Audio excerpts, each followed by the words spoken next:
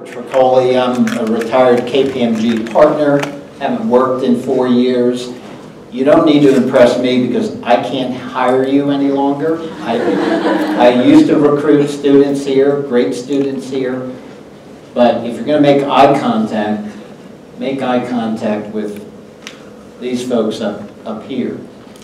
So this is very interactive. We're going to ask you to, as you see points on the slides, to comment. Feel free to ask questions, and the panelists will do the same. The presentation is structured from the standpoint of kind of do's and don'ts, and it was put together thinking that we're in their position as hiring students, but also to help students prepare to go into the box, as we call it, to be interviewed and get a job. So I'm going to start off by asking Corey to introduce himself, and Aaron, Megan, Colin, and John briefly, and then we'll go into the slides. Okay. Can everyone hear me without the microphone? Okay, perfect. So my name is Corey Van. I'm with Deloitte. I've been with the firm for just over 9 years now. I'm a senior manager in our audit practice. I focus primarily on global manufacturing, retail, and distribution. I'm actually an alumni of DU, both from undergrad and graduate. I had an accounting and finance undergrad degree and a master's in accounting. Was hired by Deloitte straight out of school and have been there ever since. I also sit on the advisory board for the College of Business. And I'm Aaron Watts. Let me know if you can't hear me as well. I'm from Ernst & Young, or what we go by now as EY. So when you're in your interviews, we go by EY now. It's not E&Y, it's not Ernst & Young, it's EY. So there's your first point for the day, at least for EY purposes. But I grew up in Lakewood and went to school at Brigham Young University in Utah and did my undergrad in accounting there, and also got a master's of accounting with an emphasis in tax. Then I came here to law school and did that, and then started with Ernst & Young about 5 years ago. I'm a manager in their international tax practice. So if you have any specific questions on international type of work, you can ask me. And I believe Colin is as well, so we'd be good people to ask if you have any questions on the international aspects of potentially doing accounting. I'm Megan Callahan, and I'm with KPMG. I've worked with the firm for 5 years, and so I'm an audit manager. And I went to school at the University of Denver, graduated with both my undergrad and graduate, took a MAC program, and then have just been here ever since. I serve a variety of clients. My main client is a big telecom company, and then I also do some real estate and ski resorts. I'm Colin Gallagher. I work for PricewaterhouseCoopers, or PwC. I went to the University of Northern Colorado for my undergrad and got an accounting degree. And then went to grad school in different grad tax program, did my master's in tax. Been with the firm for like 3.5 years. So I'm John Leach. I'm here with Goldman Sachs. I'm out of the Salt Lake City office. I work with financial controllers. So I'm actually more of a finance background. I was from Cedar Boulder. I graduated with a degree in quant finance just last year, so I've been with the firm for about a year. Controllers is a little bit of a mix between finance and accounting. It's, I guess, more accounting than the stuff we do. On my floor is like financial statement preparation, so you take UTKs. We also have people on the floor just do things like try to model the effects of the new Basel rules on our capital structure and change it. So John's with Goldman Sachs, and I know you are most familiar with the big accounting firms, but it's good to know that you don't have to go to New York and work for Goldman. You can ski and hike and do whatever and work out of the Salt Lake City office, which is a huge office for Goldman Sachs. So John, thanks for being here. So we're going to start. I'm going to do my Ellen DeGeneres routine. Pop up here, do a little dance, and look at the slides. But So here are interviewing tips and do's and don'ts. And the panelists are going to comment on a few of these, and we'll go on to the next slide. But as I look at the do side, it starts with research. It starts with knowing EY versus E&Y, and know about the firm and try to know about the exact person that's going to interview you if you can.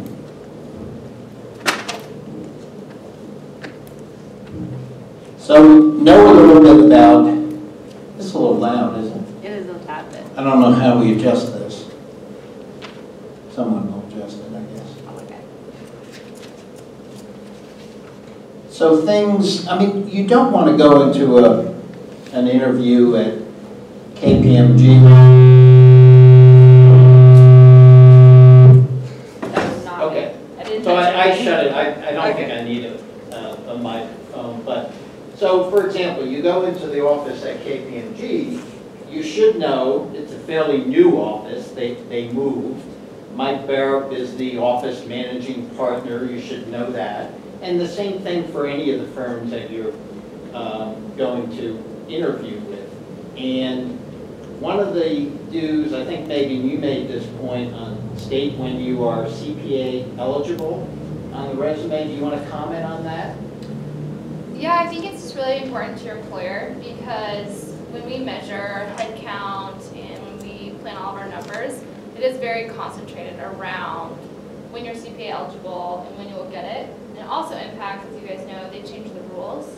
So you're not eligible as early as someone would have been when I was in school. And so it's just really helpful for your employer to know that because then they also know, okay, if their start date is January 1, but they're not yet eligible for X amount of time, then they know that you'll have to build that into your schedule and it will be a big part of your first and second year if needed at the firm. You may want to comment on the next to last item there, since when I walked in, you squeezed my hand to death. So give a firm handshake and eye contact is very important. Absolutely. I feel as though most people come to shake my hand like this. And to me, that just says you're not confident, you're not ready to go, you don't want to have an engaging conversation with me. So I feel as if when I'm going to shake your hand, I'm going to say, hello, I'm Megan, like, let's have a conversation. Engage with that person versus, oh, hi. And the last item there, get an internship. Why would someone say that? Well, it's simple, because 99% of people that get an internship get a permanent offer, right? So try hard to get an internship. I didn't have an internship. How many of you had internships? So that must be good. They're still here, right? And obviously one-page resume on the don't side, all right? Don't forget to sell yourself, right? You're going to be preparing yourself about not being knowledgeable about the firm. Even if you have to reduce, you know, some students want to interview with 12 different firms. Well, maybe you should be selective, do more research, be prepared, and also remember when you get in the box, you need to sell yourself. You need to bring your personality out. Don't get rattled or let your attention wander. You need to be focused because this is very important for you. So, anyone else have any comments there? One comment I have is when you're preparing a resume, make sure you've had 2 or 3 people look at it before you send it in. I think that is very helpful because they might see something that is glaringly wrong, but for some reason your eyes aren't tracked to pick up on that. So my recommendation is always have, you know, a second or possibly even a third person take a quick look at your resume and see if they notice anything that's, you know, glaringly wrong or would have some insights into how to make it better. I think that's a good rule of thumb. Along those same lines, it's not cheating if you ask a professional that you've met and networked with to look at your resume before you submit it. You know, there's a lot of events coming up where you'll be meeting professionals at all the firms. And there's no rule that says you can't submit a draft resume to someone that you've gotten comfortable with and ask them to review it for you. That would be extremely helpful. And then along the same lines of a one-page resume, you know, you really want to focus the order of your resume and have the most important information up top. Because I hate to say it, your resume will be one of 500 maybe that are getting looked at, and we might not make it all the way to the bottom. So if the most important piece or the largest selling piece of your resume is at the bottom, someone might not even see it. So that's another thing to keep in mind. I know when I was looking at resumes, if there wasn't a GPA there, I would throw it away. So obviously there's a reason for someone not to put their GPA down. And even if your GPA is moderately good, it's the personality, it's the interaction that's the most important when you sit down and are being interviewed. So before we leave this particular side, how about a question from the audience to get the participation up? Yes? Okay, I have two questions. The first one is about know the interviewers you are going to interview with. What are the ways to know that information? So I'll go unless someone else wants to take this one. Okay. At least at Deloitte, and I think all the Big Four do this, we have a pre-interview night where all the people that will be interviewing the students and all the students who got an interview will be there in person. And so during that pre-interview night, it is extremely important to figure out who your interviewer is and get in contact with them. Because a lot of times, those conversations you have in that pre-night might actually be more important than the actual conversation you have during the interview. PwC, same way. I completely agree with what he said. The pre-night interviews and who you interact with at the pre-night carries a lot of weight to the next day. Decide who receives internships. I think you could also do some research on LinkedIn. Just going on the back of that, so I guess just speaking specifically more at work at Goldman, it's a little bit different than we don't have pre-nights, but generally speaking, when you actually go for a formal interview, you'll probably touch base with a couple of people and get to know them pretty well, on an informal basis. So one of the things that I did was I actually reached out to the couple of people I did know and said, hey, I'm going to come to the office, I'm going to be there a few minutes early. Is there anybody you know who I'll be sitting down with for a formal interview process that I can at least shake hands with, say hi, know their name, kind of know their background. That way, you're not starting, I guess, it's not a complete cold start when you sit down and you take it into the interview process. So there are ways that you can at least touch base with the people that you're going to be connecting with in an interview process, even if it's not formalized like a pre-interview. So I encourage you to look at that. So as far as the pre-night goes, we usually introduce ourselves and talk about our interests. But what about the next day? Because we already know that we were at top with him. How far? Should I be more casual or a little bit in between? So let the pre-night go. I'd say just be yourself. If you start thinking about it too much, that's when you kind of go downhill. Just talk to people and have a conversation, ask what they do, why they like the firm they're at. Just be casual. I think if anything, the night before, it really takes the edge off the next day. Because you have just talked to this person, so you have an immediate commonality with them. How was the rest of your night last night? Or I really enjoyed the food at wherever you were. It's just it's like breaking the ice for you when you go to these pre-interview things. Like everyone's mentioned, the firm tells you who you're going to be interviewing with. So it's really easy to just go up to your interviewer and say, hi, I'm so-and-so, I'm going to interview with you tomorrow. I'm really excited. And then you can, as he said, just start asking some questions. Be mindful of their body language as well. They'll kind of give you clues if the conversation's going a little too long. But if the person you're chatting with is very engaged and is continuing the conversation, go with it. But if you kind of start to see the person looking around because they're trying to find other people they might be interviewing, exactly what Colin said, you just kind of got to be yourself. I remember last year when we were at one of these events, I had a student come up to me and talk to me for about a half an hour, and I thought that was a little excessive. And so when I got back, I bluntly said, I don't think this is the right person. They wouldn't even ask me questions. I didn't get to say a word. It was just completely one-sided. And that was viewed very negatively. with a firm. And so keep that in mind, especially the body language, like he said. If you can tell if someone's like, okay, we've talked long enough, I need to talk to some other people, or things like that. Still a question about the research the interviewer. Currently I use LinkedIn or other social media. So do you think during the interview I should mention I'm searching you on LinkedIn? That's positive. Okay. I mean, if I were doing an interview and I saw, for example, now I'm teaching an Essence course and I see students checking me out, that's fine. I think that shows interest. So LinkedIn is something that everyone should be on, and you should,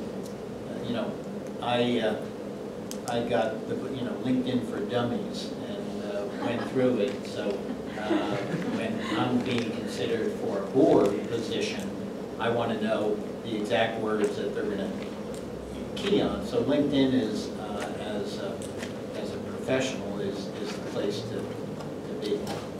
Sherry, I'm going to tell a story about you when you interviewed in our Beijing office. Can I tell that story? Yes. You think? Okay. So Sherry came to me, she said, "Oh, Robert, I'm so happy I have an interview when I go back Thanksgiving to Beijing. I have an interview with the partner, the lead partner in Beijing office. I'm so nervous, right? I don't know what to say to a partner." And I said, "Sherry, you've been talking to me for the whole class. I was a partner for 25 years, right?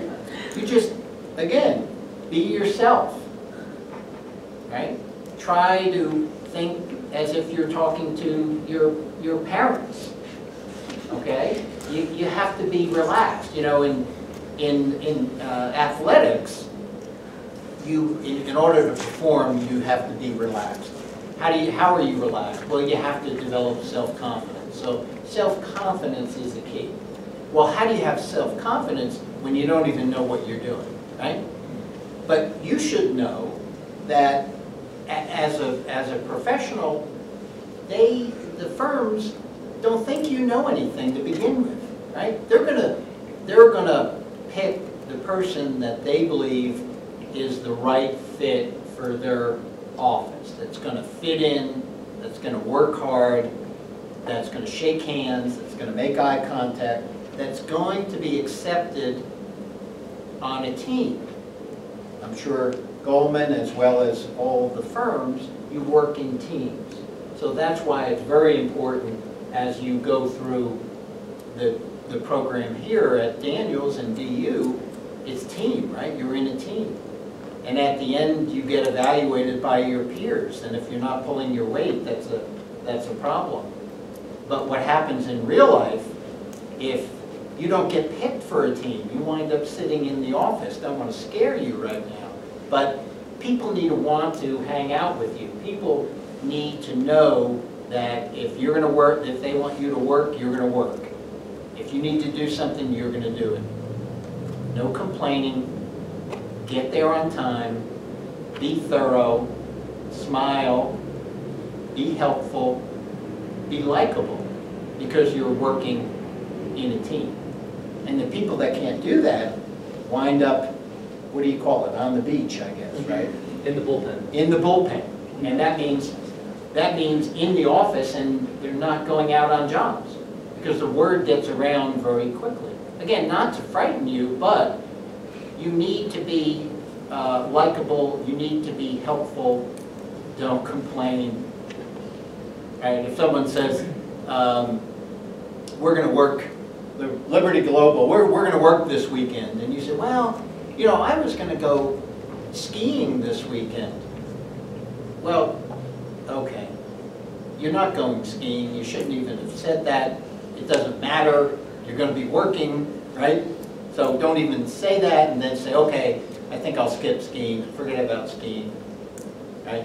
Just work with your team. So along those lines, it says, don't forget to stress your leadership roles on campus. As you step into a new position at one of the big four, you're not going to be stepping into a leadership role. So it's actually extremely important to stress, your ability to be a good team player. obviously leadership is very important, and that's how you progress and get to the next level. But as a new staff or as an intern, all we care about is this person a team player? Will they do what's needed? And be positive and always be proactive. And so I think at your level, that actually might even be more important for an entry-level position. I have a piggyback comment to that. One of the things I've noticed as I've participated in the recruiting and interview process is the higher levels really focus, at least at EY, focus on the leadership qualities. They want you to have that executive presence. They want to be able to take you out to clients. And then if you're interviewed by, say, a manager, they're more concerned that, hey, you're going to work hard and get the work done that I need you to get done.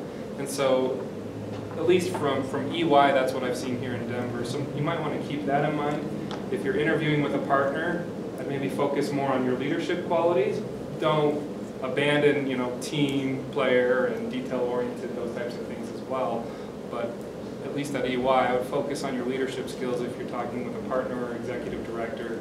And then if you're talking with a manager, maybe you focus more on hardworking, detail-oriented, those things. So that's just one insight that I've seen, at least at EY, that may be helpful in your interview process. But don't exclude either. Talk about both, but maybe prioritize depending on who you're talking to. And that goes back to knowing your interviewer, right? Research who your interviewer is, and then tailor your story that you're going to sell based on who's interviewing you. Let's go to the next slide.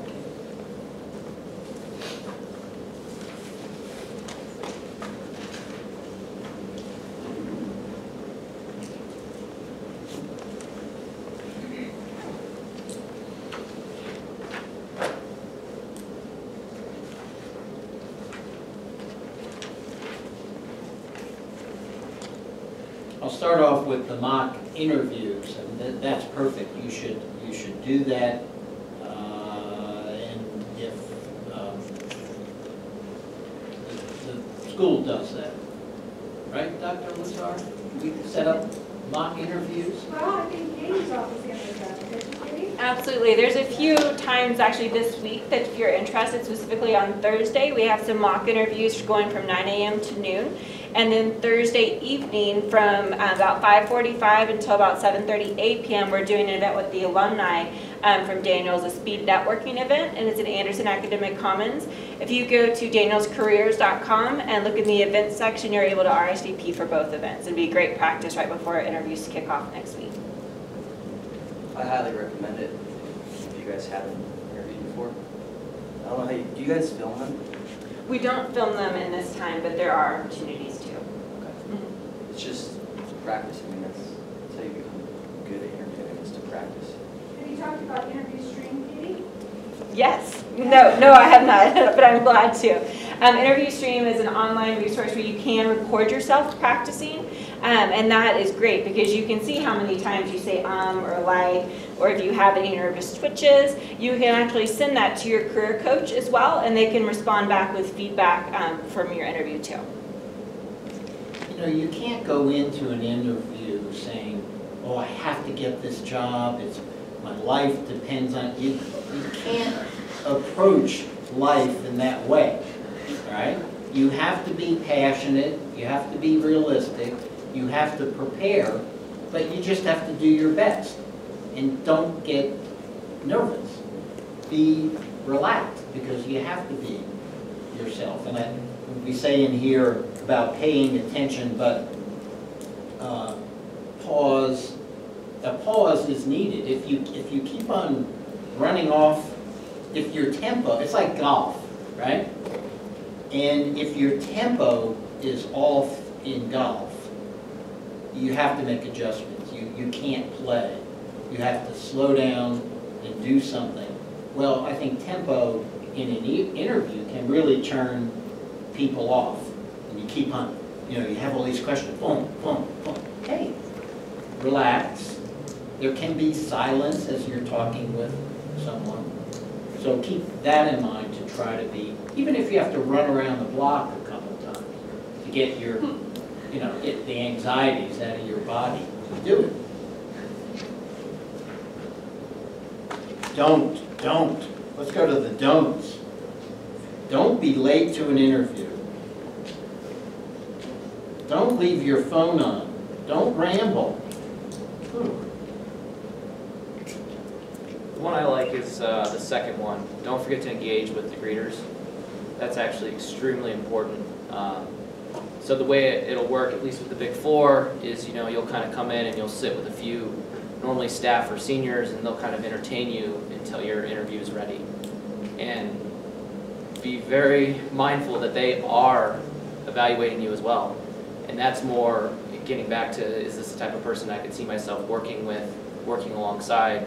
Would I want this person on my team? And when we evaluate candidates, it's just not, how did the interview go?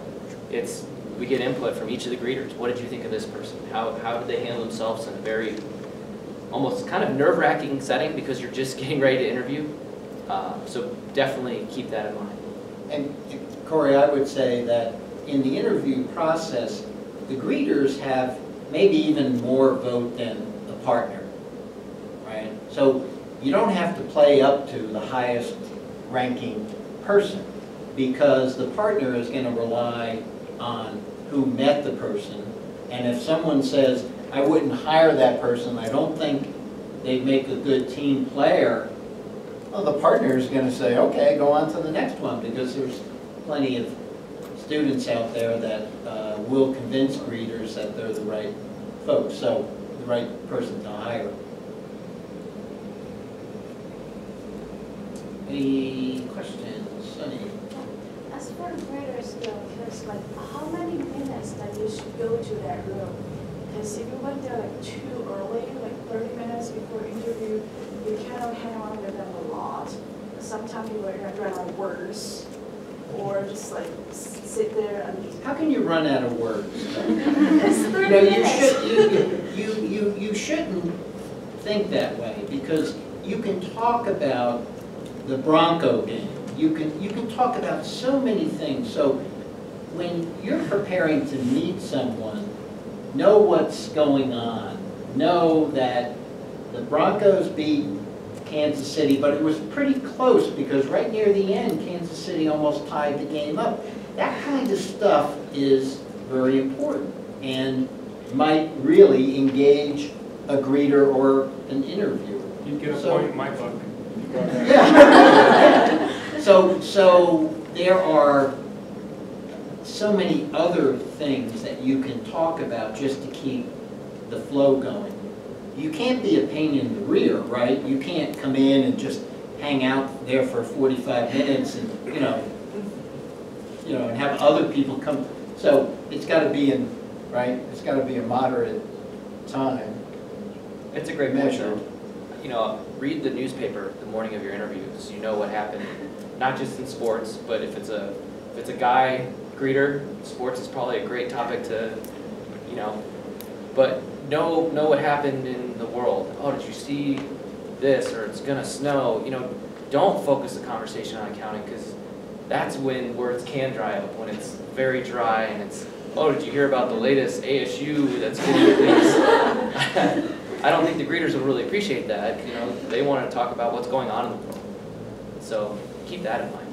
Keep in mind, you're trying to get these interviewers to like you, to want you on their team. And in the next slide, we'll start talking about appearance and dress, which is very, very, very important. But before we move off, there's a question up top here. Yeah, kind of counteract the question in the statement, to be honest, when stating your best qualities. What's the interviewer looking for, their mindset with regards to when they ask your weakest quality? Sorry. I've had it asked in like a mock interview before, so I'm trying to figure out how do you kind of respond to that question. I'm great at selling myself as far as what are my strengths, but when an interviewer asks what my weaknesses are, you want to be honest, but at the same time. So that's a really, really great question. That question most likely will come up.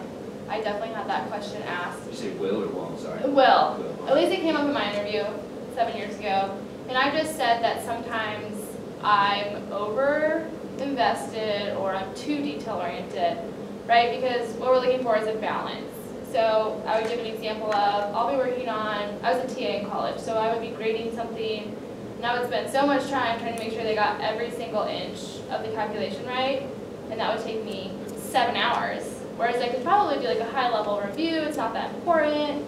So I think it's just, maybe take something that's also positive, but maybe a little bit has a negative impact at times. So it's something you could say, I know I'm aware of the fact that I'm sometimes a little too detail oriented. And I need to know when to like pump the brakes and say, okay, this is an audit world immaterial, or it doesn't really matter. So I just try to take a quality that's still a relevant, good quality that you'll want at times, but it needs to be focused. I think we So could. it's kind of safe to say, like, turn your weakness into a strength at the same time? I always try to show it as a positive. And be selectively honest. Yes. If you're really lazy and you don't go to work on time, probably leave that one out. We also think of it as like an area of improvement or something that you're targeting to get better at. Literally, you don't want to say like a weakness on it. I don't like to work. Right? Nobody really likes to work all the time. So it's something that, if you were sitting down with, one of your professors or your parents or somebody, to build a strength or something that, maybe you do well, but if you were going to pick, 10 things that you do really well, what's one that's kind of weak relative to everything else? So think of it as a relative weakness, not an absolute weakness. That's kind of how I was thinking about it. Something like, too detail-oriented on occasion, it means that I don't necessarily get as much done as I could if I were focused. I think another good point is when you identify maybe a potential weakness is explaining what do you do when you encounter your weakness kind of being shown. How do you get around it? How do you refocus on maybe what's important, or how do you somehow overcome that weakness to get your end goal? And you might add something, Megan, that's a very good example, and you could kind of turn it into, but I expect to learn from KPMG as I progress as an assistant and staff to be able to capitalize on that and use it in the right, to be thorough but not be inefficient.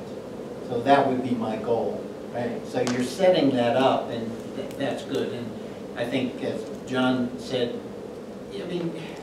everyone doesn't get along with people, but you don't want to, the people thing, you can't, I had this team member in college and I didn't get along with 2 of the people, and don't go there, right? Because there's no way out of that, and you'll put doubt in the interviewer's mind.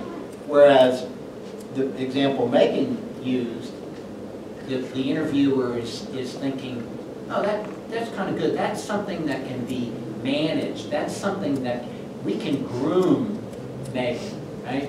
Because that's what they're looking for. They're looking for people that are really going to work hard, all right, head, nose, whatever to the grindstone, whatever that expression is, and be a helpful team member.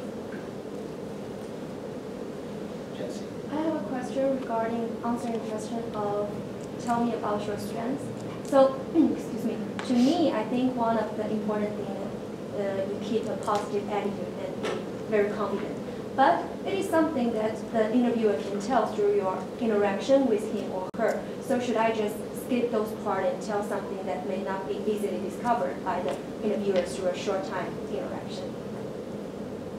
I think that's a great question, but as they kind of talked about earlier, things that you want to make sure maybe managers and partners see, like you mentioned, you absolutely want to know if someone is positive, if they generally view things as like a good, exciting challenge, embraces change. So I think, when you talk about it, maybe say, I'm really positive, I'm really good at organizing and planning, blank, blank, blank, and then give an example of one of the harder characteristics, or maybe more not obvious characteristics. So then when you're walking them through a behavioral characteristic that you have, they see an illustration of the other characteristics, whereas they're seeing you be positive. The illustration, is key. It can be whatever positive attribute you have, but you've got to be able to have a good anecdote or example to illustrate it, to kind of really fully paint that picture. So I don't think it matters if it's something that's pretty obvious, if you're able to tell this great story of a situation where you really demonstrated that trait. I think that's more important than, should I not talk about it because it might be obvious. You need to have a handful of things that you're going to stress that are part of you, part of your personality, part of what makes your mother love you. You know what I mean? Okay? And you, in Jesse's example, I think what I would do is I probably would wait and see, because if the interviewer, if you're a good interviewer, will take, well, Jesse, give me an example of being positive, right? So you're going to do it. Sometimes you'll say the example. Sometimes you'll wait till the person asks, oh, you mentioned that you were a hard worker and you worked well in teams. Could you give me an example of that? So every one of your strengths you have to have lined up in your mind with a short example. And go by what you say, and my question is, during an interview, when you don't know how to answer a question interview asks, something like, tell me a situation when blah blah, and give me an example, blah blah. If you can't like think of example, what should I do next? I'll take that one. It's not a fun one to answer because I think all of us have maybe thought that, right? At some point they're going to ask a question and I'm not going to know the answer, or I don't have a good canned answer that I can just give you. I wouldn't say I don't have an answer for that because I would view that very negatively. But kind of getting back to our earlier comments, you need to have a handful, maybe 5 to 8 experiences that you think of that, you know, demonstrate some quality. And if push comes to shove, what I would recommend is dipping into one of these experiences. Maybe it's not perfectly right on point, but it's better to, you know, communicate an experience and show that you've done something well. And answering that question, try to adopt whatever that question is to the experience that you've kind of thought of before. And I think that's kind of always been my scapegoat, if you will, is to rely back onto some of these experiences that I thought of and then try to adapt that to the question that's being asked. I don't know if anyone else has better insight, but I think that is something that's difficult is when you're in the moment and you're thinking, I don't have a good answer for this. It's better, I think, to give an experience and try to relate it to the question than to just say, I don't have a good answer for that. At least that's my experience. No, I agree. Think of behavioral questions and answer it with the acronym STAR. So describe the situation, describe what the task was, and what was the action that you took, and then what were the results. I think that will help answer the behavioral questions. It's a little framework to You want to, Colin, grab that mic and just repeat what you said if you would, because I think behavioral questions is something that's kind of difficult to prepare yourself for, but that was very, very good if you wouldn't mind repeating that. So the acronym is STAR, and the S is the situation. You want to describe the situation. Say, tell me about a time, so you describe the situation. And then describe what your task was, what were you asked to do, or what were you doing. And then R is for, no, action, A. Learn how to spell too. So A is action, what did you do? And then R, the result. So you can use your positive attitude describing a situation where you worked on a team and 2 other team members didn't get along, and your positive attitude brought them together.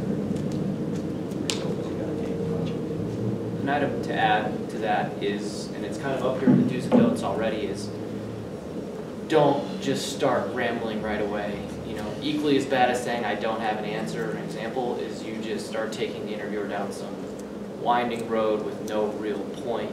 So do take a pause, gather your thoughts, think of one of your stories you had built up and ready to go and how you can possibly relate it to the question.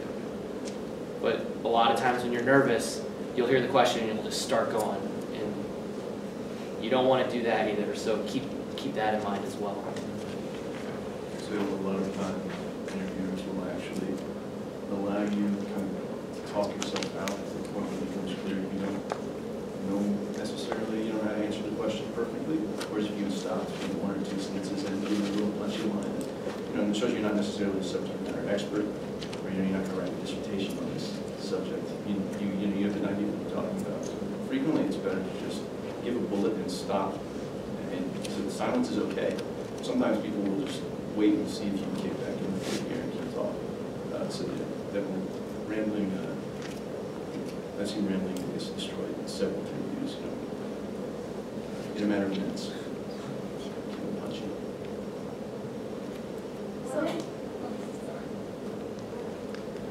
Okay. Okay.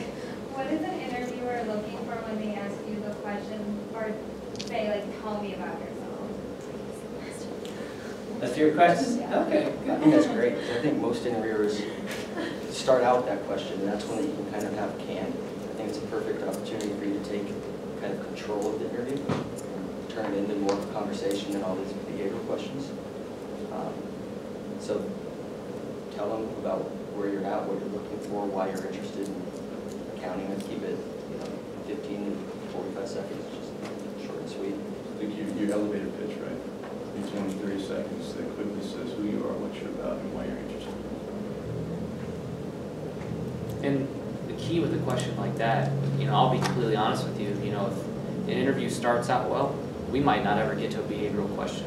So this is your chance to say your elevator pitch and get me interested in something to where all of a sudden I have a follow-up question on what you just said, and then it's more of just a conversation instead of, well, give me a time when you were working in a team and the team member wasn't carrying his weight and how you handled it. The question no one really wants to have to answer. So, this is your one time, your one shot. If you kind of give like a 5-second, I like to play golf. If the person's not a golfer, you might be in trouble, and then they might be like, okay, this interview isn't going that well. It's a short response. Now I'm going to have to dig into my basket of questions to really get this thing going. For the question, tell me about yourself. If you want to talk about where do you see yourself in 5 years and 10 years, and if you go up to I'm applying for this entry-level job, but in 5 years I see myself doing something else. It might not be in the same company. Would that be is that a good answer to put out? No, bad answer. Bad answer. There's an article in Sunday and Thursday New York Times. It's called The Corner Office, and it's where they interview CEOs. Okay, and at the end they say. They ask the same questions of all these CEOs, and this one, and I'm commenting on just what you said, said, what advice do you give a student graduating from college? And she says, focus on doing the best job you can where you are. One thing I've done in my career is to never look at what the next job is going to be. I go in thinking this could be my last job, and I'm going to be the best I can at it. And I've done that throughout my career. So you may think that's what you want to do, and there have been plenty of students in my class that say, well, I want to do this for 4 years, then you have no idea, okay? You have to be fully committed to this interview and this company, no matter what you think you're going to do, because you can't predict the future. You don't know. You might love it.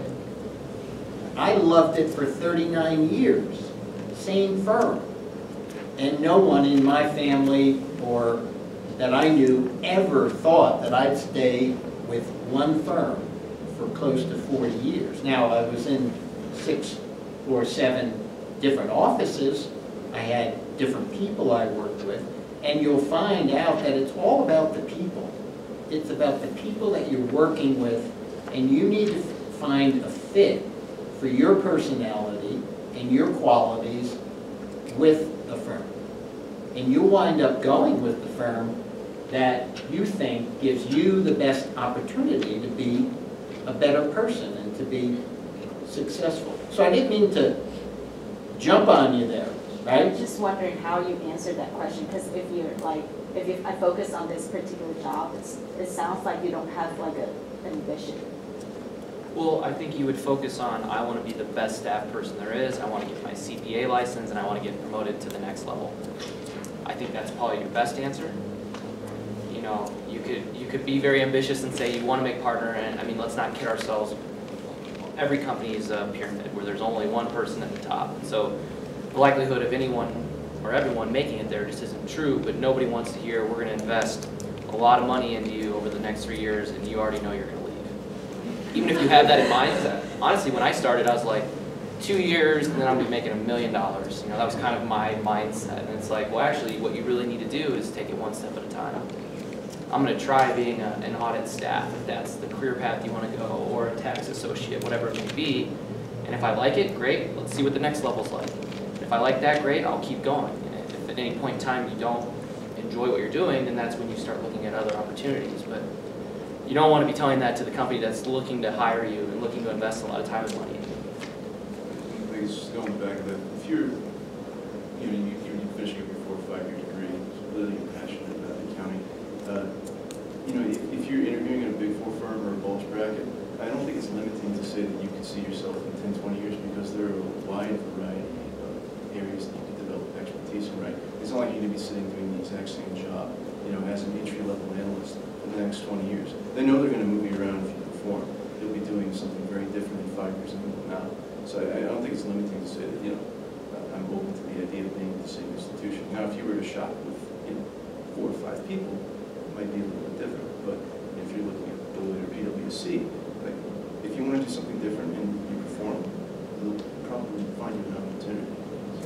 That is an absolutely great point.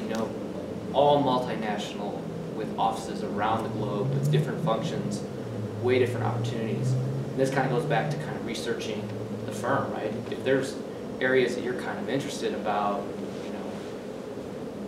it might not hurt to say, I'm interested in this other area of the function. Can you talk to me about that, or how you get involved in that? Because at least from a Deloitte perspective, once we get you in the door, if you want to transfer around within, you talk about Robert, 8 different offices over a 39 or 40 year career, as long as we keep you in-house, all the firms are very supportive in, letting you kind of own your career and branch out and do other things.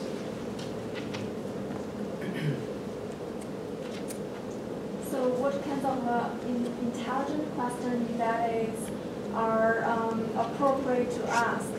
Like, is that a big questions for interviewer to answer? Like, if I ask, so how you see your company to overcome the financial crisis? Or your firm is already over 150 years. What do you see why your firm can overcome lots of difficulties and be growth in the long term? Is that good for interviewer to answer? I think I'd be more specific with my question. Maybe ask what you would be doing or what staff interviewing for the job, what does their day look like? What do you do on an everyday basis? Yeah, those holistic questions, again, goes back to knowing your interviewer. If it's a manager with 5 years experience of a 100,000 person firm, they're not really going to know the strategy at the top of the food chain in terms of handling the global economic crisis. So really know your interviewer, and so that's why that question's a great question.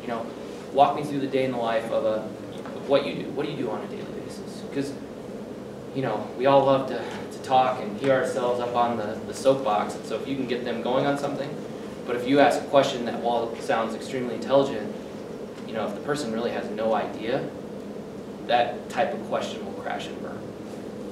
I would say exactly what you said. Think about being relatable. So an easy way to get someone to like you is to be relatable to them. And so I would say where you're going is a good question, but like he said, make it specific, or say, what are some of the biggest challenges you face every day at your job, especially considering the up and down of the economy? Or do your clients have a big impact of the economy? Make them more specific. Like he said, everyone wants to talk about themselves. Everyone wants to be, I have the greatest clients, I work for the greatest firm, and just give them that opportunity and then try to relate it back. So if I said, every day I get up, I go to the gym, then I go in around 9, I give you an example of everything that I do. If there's then something, you're like, oh, I work out too, where do you work out?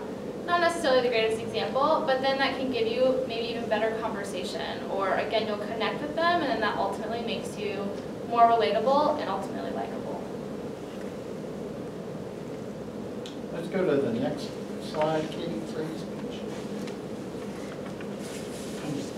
This one looks a lot about what to wear and appearance.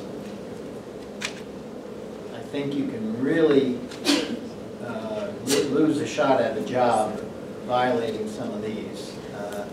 Would you say, Megan? Absolutely. We had an experience last year where a student, I think he was from Buenos Aires, came in and did an interview. And underneath his suit, he was wearing jeans and another long sleeve shirt with a collar. So it was blatantly obviously when you looked at him that, you know, he was wearing another set of clothes underneath, and maybe that was, you know, his cultural situation, but it came off kind of weird to EY, like, okay, why is this guy got jeans under his suit pants, and why is he wearing another collared shirt under, you know, another collared shirt? And it seemed just off, and he didn't get very much attention because he didn't seem well presented. And so, you know, keep that in mind. Realize, you know, who's your targeted audience, how do they dress, and I should probably at least dress that level, if not a level above that. So mirror what you're seeing. Yeah, two points there. Go ahead. Are you sure? Yeah. I was just going to say, just don't be distracting. Yeah. If you're wearing, so the pants under the suit, that would be extremely distracting, and I would continue to be like wondering about it. But it goes the same way with a shirt that's too short. It might be distracting, or a skirt that's too short, or clothes that are too tight. You just want to be comfortable, appropriate. Again, like he was saying, think about what your interviewer is wearing, and don't make it a distraction. If it's appropriate, I'm probably not going to notice. But if it's inappropriate, I'm absolutely going to notice and then be distracted. Yeah, attire should never be part of the interviewee's consideration. So, you know, you're always told don't judge a book by its cover. Well, this is the one instance where you absolutely will be judged based on first appearances. You know, one thing someone's always told me is, you know, you don't dress for the job you have, dress for the job you want. You know, so currently you're a student, so don't show up to an interview dressed like you do every day going to class. You know, business professional, wear a jacket, wear a tie. You know, all the things on here. Make sure it's pressed, make sure it's clean. You know, I've been in interviews where the person is wearing a tie and a jacket, but it looks like it just came out of like a backpack, completely wrinkled. And it's completely distracting. And right away, even if you are a very strong candidate, that is a strike against you that you might not be able to overcome. I can think, you know, I interviewed in 1971, so none of you were born. But, you know, I went out and bought a dark blue suit, a gray suit. I didn't have any money, but I made sure I bought the suit, had a white shirt, a blue shirt, had a mixture of ties to go with it. When I went back for my second interview, I kept track and made sure I didn't wear not that someone would notice, but made sure if I wore the gray suit on the campus interview, I wore the blue suit when I went in, okay, in for the interview. So it is polished shoes, all those details are very, and you're laughing, but as Corey had mentioned, all of these interviewers go to a class. You have to go to recruiting school or something, and they try to get you to not to be unbiased, right? Because you have this bias. As soon as someone comes in the door, boom, you have this thing. So they're trying to get everyone be unbiased, right? It doesn't work, really. It really doesn't work. So you can't take that chance. So you want to look like the person that's interviewing you, or look around and see that you're, and we can talk about, you know, earrings and all types of stuff that might be normal nowadays, right? But you can't, I don't know, wait, can you comment on something like that? I would say, imagine if you're going to go meet your significant other's parents, right? So you want to be as appropriate as you can be. Good. So if you think about, I mean, my parents are in their 50s, so they're very conservative. They don't like piercings, they don't like tattoos. And not that they're not okay, but if they saw that right away on someone, like he said, you're not supposed to prejudge, but I think innately as humans you do. And so sometimes it just gives you a disadvantage because, again, it's a distraction. So So I would say, think about, if I was to interview someone with like tattoos and piercings, I wouldn't be as biased, right? Because I grew up in the culture where it's so prevalent. But I will guarantee you that most of the partners within our firm are much more conservative. They're more old school. So even if it's something you're really passionate about, maybe wait until you've been working at the firm. And then once they already like you, then I don't care.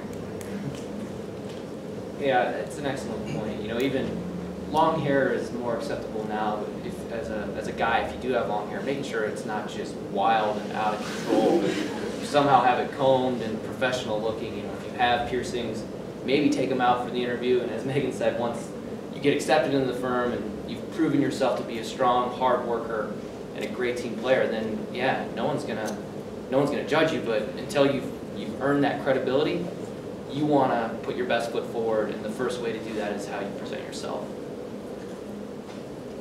We're going to go to the next slide, but any appearance, dress questions? Can I add No, something, got Robert? it. Just on Wednesday night of this week, we're having an event called the Dress Code. So we are actually going to have models up on this stage showing what business professional is, what business casual is, what's appropriate for Casual Friday, both male and female. So I think it's a great example to really see firsthand what's appropriate shoe-wise, jewelry-wise, suit-wise, and colors too.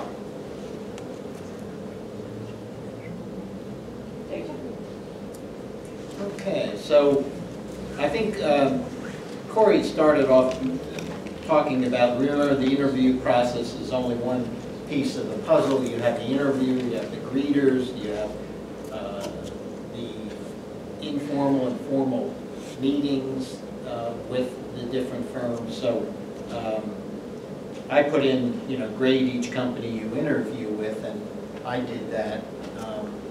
So happened that I wound up going with the firm that I had graded #1. But anyway, that's an interesting story, so I'll tell you about this. I interviewed with a bunch of firms, Arthur Anderson, it was, Ernst & Ernst, I guess it was at the time.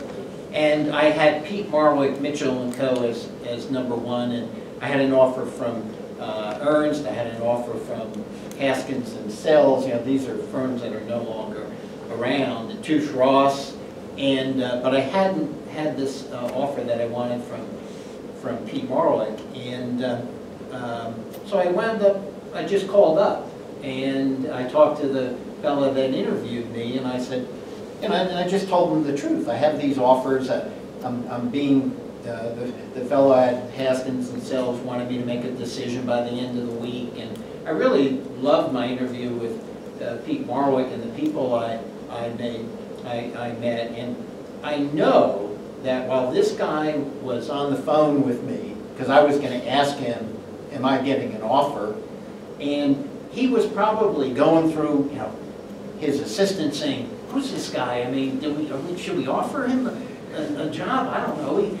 And all of a sudden he comes back and, after I asked him the question, he says, oh yeah, you have an offer letter. It's going out today, right?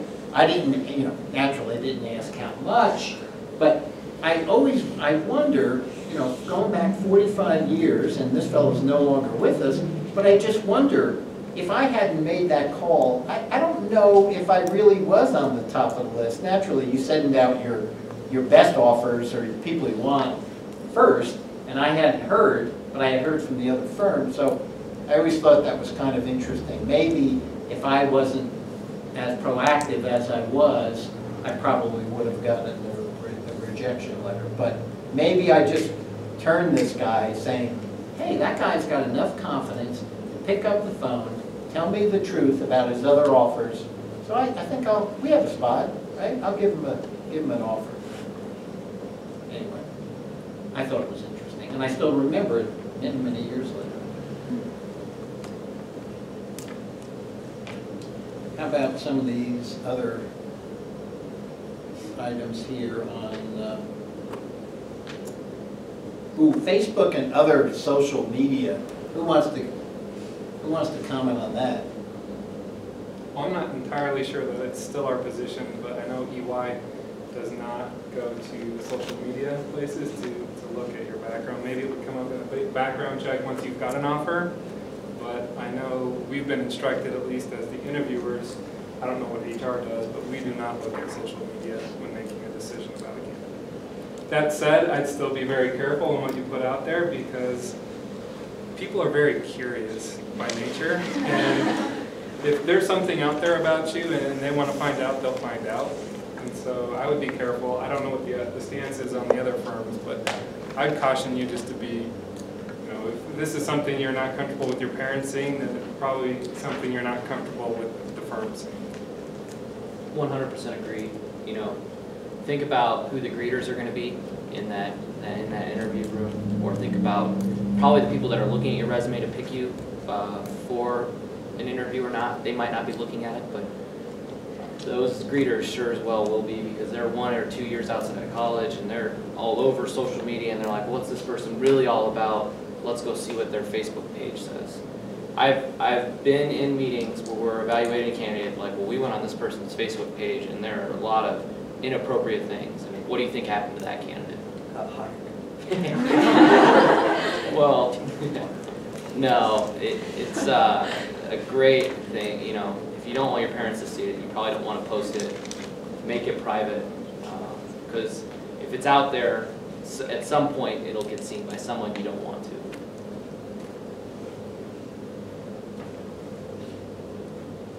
Questions? Yes. So there's like one piece said that you should know your practice, you want to work in and apply. So as for the tax and audit per se, during the interview, do you find that's different? Or like the interview, if you go for a tax job and they will interview something that's more focused on tax, or is it the same? No matter what kind of position you're applying for tax or audit. I know KPMG does it very separately. So you say, I'm interested in audit, someone within the audit practice is going to evaluate you. If you're interested in tax, I believe someone in our tax practice, or maybe HR, recruiting, there might be multiple steps to get there. But the more specific that you are, so you said that you were interested in tax. So I'm still a great resource for you because I can tell you all about KPMG, I can tell you about our culture, what our work is like, blah, blah, blah. But when you go to interview, you're going to need to interview someone in our tax department because I'm not qualified to evaluate you and if you're a good tax fit.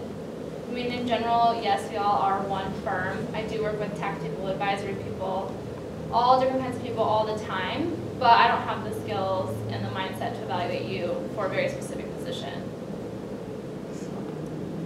I think that gets back to your resume. I think you should have a bunch of different resumes. I don't think you send John a resume that I want to be a staff accountant at a Big 4 firm, right? I mean, I think you tailor the objective for what position you're going for, and it can be different. So you can have a number of different resumes for the particular job. So if you were going for a tax position, you should say that as the objective, what you're for if it's audit. I would also recommend that you reach out to the different firms' campus recruiter just to see what their thoughts are. I know we try to be very flexible, especially if you're doing an internship and you're not sure which one you want to be in. They can give you access to both during the same period of time. The key is that you seem like a good fit for the firm and someone that we want, and that's the most important piece as far as your objective and where you want to be as far as tax, audit, advisory.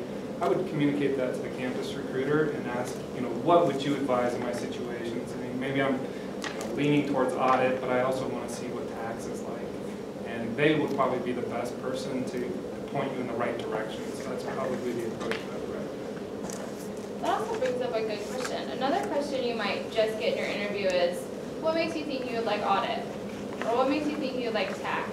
So again, I think it's really important that you understand and you take the time to get to know maybe some of the audit staff, the tax staff, the seniors, understand what they actually do. I asked that question a couple weeks ago to somebody, and she said, I just really love math. And I thought to myself, okay, well, I use my Excel or my calculator to figure out I like math, but that's not a big part of what I do in any way, shape, or form. So I would just encourage you when you do those questions, and it might be something to say, I'm not sure. I would love the opportunity to see what audit's actually like, or to see what tax is actually like, or like he said, a combination of the two. But that is something that you should really think about. Why, in your objective or in a conversation, why are you interested in what you're interested in? Which goes back to researching the firms and making sure you understand what an auditor does. You know, if you go to Deloitte.com or EY.com, I don't know if you dropped the There's no answer. Yeah. Any of the big four, and Goldman would be the same way. You know, you can click on the various practices and they'll tell you enough about that practice such that if you do get that question, you'll have that background and, well, I know here's what they kind of do and here's why I'm interested in that. You know, you can show that initiative. You can even say, I actually was just on your website and I saw you guys are opening up a new line of work within your audit practice. Can you tell me more about that? But that's what I'm really interested in. But if you don't do that research and you don't really know what audit is, you might say it's because I like math.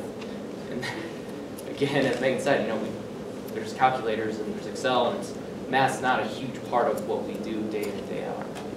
If you were to say, I like people, that's more akin to being a successful auditor than math. It's all about people. It's all about clients. It's all about getting information out of people and them not being aggravated at you, okay? So there's a good accountant is not a good auditor, vice versa. And in school, you don't learn how to audit. In college, you don't. And I know Lisa and I have talked about that, and I've talked to her class, but it's very, very difficult to teach auditing because it would take 3 months. You would have to actually do an audit to know what an audit is. Next slide, Katie. These are the behavioral questions, and I think we've covered a number of these, but if anyone wants to comment or ask questions about these. I want to give a little bit of time at the end here that you can come up and meet these ladies and gentlemen. One brief comment I will add to this, and it's not even really behavioral, it's just questions in general. When you get a question from an interviewer, avoid a one-word response. Don't answer a question with yes or no or I don't really know, because that's, as I kind of alluded to earlier, that's the fastest way we get into the behavioral question zone when I'm interviewing someone. But even in a situation like this, just make sure, yes, you're concise, and yes, you don't ramble, but one-word response is too concise, and it will make the interview kind of very choppy. And as soon as that interview starts getting choppy and the actual interviewer is starting to feel uncomfortable, because it's like, well, I don't even really know what we're going to talk about right now, that's when the interview starts to go downhill. So keep that in mind. It's kind of a fine line and a balance you need to keep.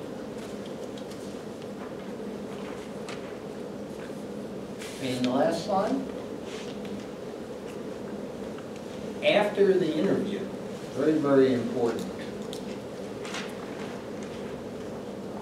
I guess don't be a pest. I mean, I wasn't a pest, I called, but you do find stories about, you know, someone calling your cell phone late at night or things like that. So if you have any thoughts about what is the best thing to do after the interview, we talk about that. Something that's not on here that I think is valuable, especially going to DU, all the cores are so connected and you're very tight-knit. And I remember a couple years ago we were interviewing a candidate and I was really good friends with, we had a friend in common. I was out to dinner with that friend in common and she said, oh yeah, so-and-so said that KPMG is at the bottom of her list. Or like she had made like communications to her friends about like, oh yeah, she said her interviewer was super boring. So be really mindful of the fact that it's a really small accounting world, and even if you're not directly communicating with the person you interviewed, though if you're saying things that are inappropriate or maybe not perceived as nice, then it's going to get around. So I would just make sure that your interview is between you and that interviewer, and if someone asks you how it went, you can obviously talk about it, but be very mindful that that was like your interview. And then you also might get other people's perceptions on it. Oh, my interview was so great, it did this. And then you just get in this mental game where you're, oh, so-and-so did really well at EY, they only have 3 spots, I'm not gonna make, you'll just torture yourself. So I'd really, really encourage you to just remember, your interview is for you, and it's your experience. Obviously you can share about it, but be very careful and mindful of the influences other people may have. Confidentiality is obviously independence. Confidentiality is objectivity is key to an auditing firm or any type of business. So violating that as early in your career as not even being employed is a mistake. Yep. I'm curious, you may all have different opinions, but maybe a few of you, in terms of thank you notes, do you feel that a written thank you note that's mailed is truly the way to go, or is an email okay? I think a thank you note is a nice touch, but I also think you want to send an email kind of post-interview within a day or two, because that might spark more conversation and follow-up with the interviewer than a thank you note that will show up a few days later. A thank you note can be very concise, it's handwritten, it shows thought, so I think it should go out. But I think an electronic communication as well is saying thank you so much for your time. You know, I really appreciated the interview. I enjoyed X, Y, and Z of our conversation to show that you actually remember what was discussed. And then to even take that a step further, then the ball is in the firm's court to continue that conversation, and that's kind of how you take your cues of, well, do I need to send another message? Or, you know, if they send a follow-up, says it was great to talk to you, we'll be in touch. You know, I wouldn't the next day say, hey, still waiting to hear. You know, you don't want to be a pest. You want to really let the firm initiate that contact after you've sent that thank you. Just to kind of go back to that, shortly after an interview, you know, a lot of the times, the like super days or whatever, and just because you've got to, you know, face-to-face interview in 2 or 3 rounds, people were probably interviewing multiple candidates, and after doing that for 5 or 6 hours, it's very difficult to necessarily remember each one of those conversations and feel like it was engaging. So if you shortly thereafter, some just a quick line that says, hey, thanks for your time, enjoyed the talk, it's great to, you know, discuss whatever. A lot of the time, it's a very good way for you to leave a much larger footprint with that person because you were the person who follows it. And to be honest, a lot of people don't. And I think the ones that do, it tends to help them substantially, particularly if they do it, you know, so within a day or so. It's a way to keep fresh. We'll talk about it. Yeah, I can tell you last year we got a thank you letter in the mail that was just over the top, you know, glowing things about EY, just, you know, really far-fetched. And it was not viewed favorably because it was kind of over the top, everyone was laughing about it and things like that. So I would encourage you to be respectful of the people's time as well. They get potentially hundreds of emails every day, and they don't want a long email. If you're going to use an email, keep it concise, reiterate, you know, a few key points that maybe sets you apart or that you got from the interview. I think the younger they are, the more apt they are to receiving email better. I don't know about the partner stage, maybe you have more insight into that, but I would much rather receive an email, a short, concise email, than something in the mail. And again, if it's in the mail, it may be too late. I was going to say, I got a bunch of thank yous last year, and I felt really terrible because I don't work out of office hardly ever, and I'd forgotten to get my mail courier down, and I got them all 2 weeks late. And then I felt terrible because I didn't say thank you to them when I saw them the next time. So I think bare minimum email, and then like you said, if you want to send a card, that's a great touch. But So I'm a little different than most of you guys because I get tons of emails and I don't read all of my emails. I'm color coded, so I know which ones are important. I recommend writing a thank you note right after your interview, whether it's on campus, and just quick thank you for your time. Here's the follow-up. Here's kind of what we talked about in our interview, something you found interesting, and leave it with the career service person in charge, and they'll give it to them him or her on their way out. Absolutely. We've had a lot of people do that here on campus as well as they're coming to your site. You can leave them with the career services office, we can hand them out. Or if you're interviewing at any of these offices, I recommend bringing the notes and stamps with you. You have all your business cards. When you get back to your car, you can write the note while you're fresh and go immediately to the post office or inter-office mail and get it back to them. So is that okay to do both or just? I think I'd pick one or the other. You don't want to be too pushy. And you could always say after the interview, maybe they say, well, we'll get back in touch with you. Or you could say, hey, if I have another question, or I just want to send you a thank you card. Is email a good approach, or mail? How can I follow up with you guys? And from how they respond, you might have a better gauge of a better way to do it. Yeah, as you see, I think each of the 4 of us had, or 5 of us each had a little bit of a different perspective. So it's great to go under the guise of, if I have any additional questions, what's the best way for me to get in touch with you? And if they say email or a phone call, or they don't have a preference, then you can kind of choose whatever you prefer. But that's a great disguise to really understand, well, what's the best method for me to send you a thank you? I think communication is really key when you get out in the working world. I know each partner has his or her own way of communicating. Some partners want you, or managers want you to stop by their office and tell them what's going on. Others want emails. Others like to go on a cell phone. So I think it is important and to ask. And I think that really solves your problem, just to say, hey, I'm going to follow up with you, and great interview there.